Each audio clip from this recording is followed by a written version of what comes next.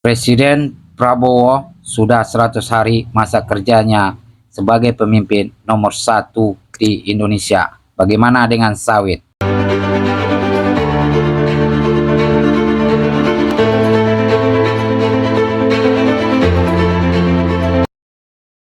Salam planter Indonesia, bersama Yopi Perkebunan Mandor seputar info berita sawit terbaru yang ada di Indonesia. Didapat di berbagai media sosial. 100 hari Presiden Prabowo, industri sawit berharap konsistensi regulasi dan dukungan produktivitas sawit. Niatan Presiden RI Prabowo Subianto meningkatkan hilirisasi sawit perlu diimbangi meningkatkan produktivitas sawit dan mendukung penyelesaian hilirisasi serta memberikan kepastian hukum pada investasi sawit. Rencana penertiban perkebunan sawit yang dituding kawasan hutan membuat khawatir petani dan perusahaan. Meskipun telah mengantongi perizinan pasalnya, pemerintah akan menerapkan ancaman sanksi administratif serta pidana. Hal tersebut terungkap dalam diskusi virtual yang diselenggarakan Majalah Sawit Indonesia 100 hari pemerintahan Prabowo Gibran. Industri sawit dibawa kemana? Pada Senin tanggal 10 bulan 2 2025 yang digelar secara hibrid. Dalam acara tersebut hadir sejumlah pembicara seperti Guru Besar IPB, Profesor Budi Mulyanto, Direktur Gabungan Industri Minyak Nabati Indonesia, Sehat Sinaga, Pakar Hukum Kehutanan Dr. Sidino, Ketua Umum Asosiasi Petani Kelapa Sawit Indonesia Apkasindo Dr. Gulat Manurung, dan peneliti Indef Dr. Tauhid Ahmad. Industri sawit membutuhkan kepastian hukum dan jaminan keamanan di kebun. Pernyataan Presiden Prabowo yang menegaskan sawit sebagai aset strategis negara sangat melegakan stakeholder sawit. Pasalnya, pelaku sawit mendukung program mandatory biodiesel dan integrasi pangan di perkebunan sawit, ujar Qayyum Amri, Ketua Pelaksana diskusi saat memberikan pengantarnya Senin tanggal 10 Februari 2025. Profesor Budi Mulyanto mengatakan bahwa gagasan Prabowo mengenai swasembada energi dan perluasan area perkebunan sawit perlu mendapatkan dukungan dari semua pihak. Sebab bukan tanpa alasan dia menjelaskan sawit merupakan mesin ekonomi dan juga penyerapan karbon yang baik. Jika ingin membangun pangan energi Indonesia harus sawitnya. Kita mesti paham sawit merupakan mesin besar pembuat CO2. Ini bisa ada risetnya. Sangat mungkin dilaksanakan perluasan sawit. Ini tidak ada hubungan dengan deforestasi, ujar Budi yang juga Kepala Pusat Studi Sawit IPB. Alasan lainnya, ujar dia, masih banyak lahan marginal yang tidak mendukung biodiversitas dan juga belum digarap dengan baik. Untuk menambah nilai ekonomi, saat ini luas arealnya mencapai 31,8 juta hektar.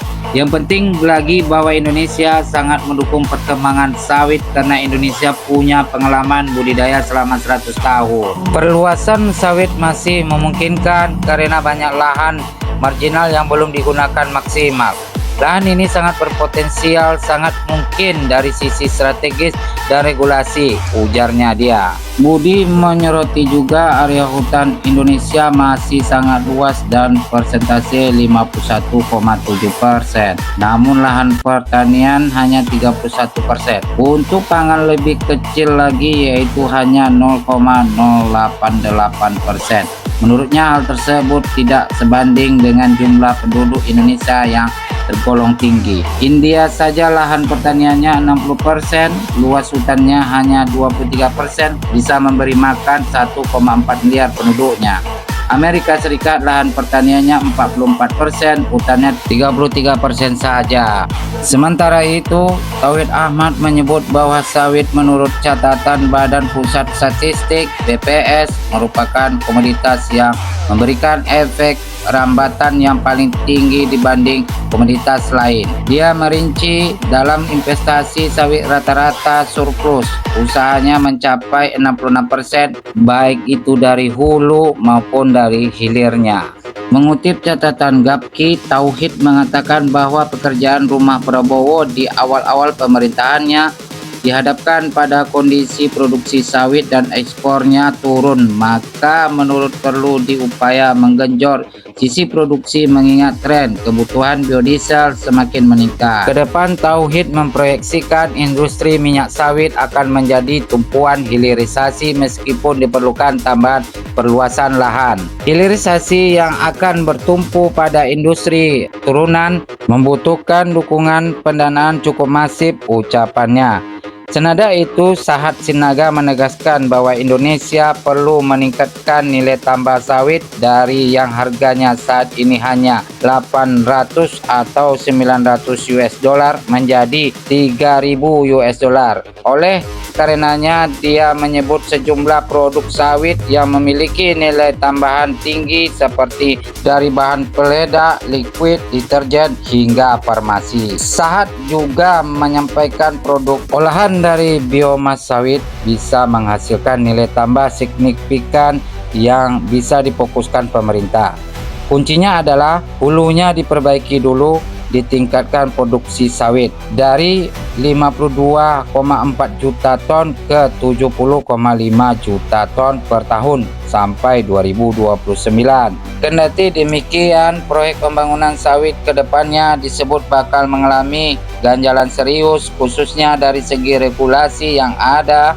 Pakar hukum pertanian Dr. Sadino mengatakan Indonesia tidak akan bisa menambah luas lahan sawit lantaran ada ganjalan berupa Impres nomor 5 tahun 2019 yang masih berlaku. Kalau mau disegerakan untuk penambahan luas sawit, peraturan nomor 5 tahun 2019 segera dicabut.